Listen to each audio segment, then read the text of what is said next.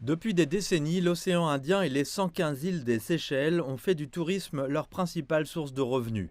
Cependant, l'ONU affirme que l'objectif de 100 milliards de dollars générés par le tourisme côtier d'ici 2030 ne pourrait pas être atteint en raison de la Covid-19. De fait, de nombreux pays ont du mal à se rétablir. Les Seychelles, dont l'économie a été durement touchée par la pandémie, déclarent qu'en plus d'ajouter de la valeur au tourisme, de nouveaux secteurs sont envisagés. L'un des éléments clés dans lequel le gouvernement s'est engagé reste la promotion de l'économie numérique. Nous réalisons en effet que l'avenir du secteur va être très important.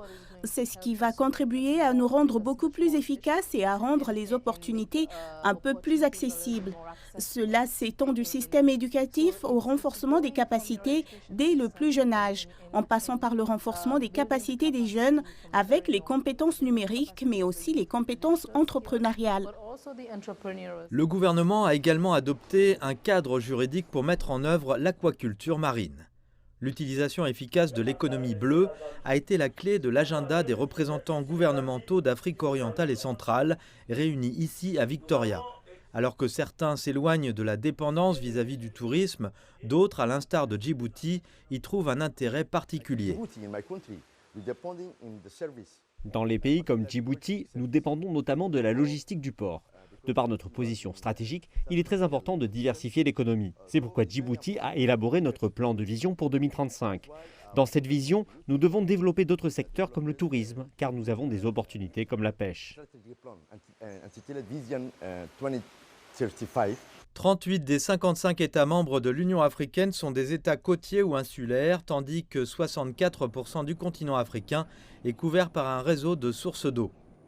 Mais les experts environnementaux affirment que le succès de l'économie bleue dépend fortement de la préservation de ses sources. Est-ce que l'économie bleue consiste simplement à faire du neuf avec du vieux? Ou est-ce vraiment quelque chose qui transforme notre société pour qu'elle devienne plus durable, plus équitable, plus participative, afin que nous puissions nous éloigner du business comme d'habitude? Car c'est précisément la raison pour laquelle nous en sommes là.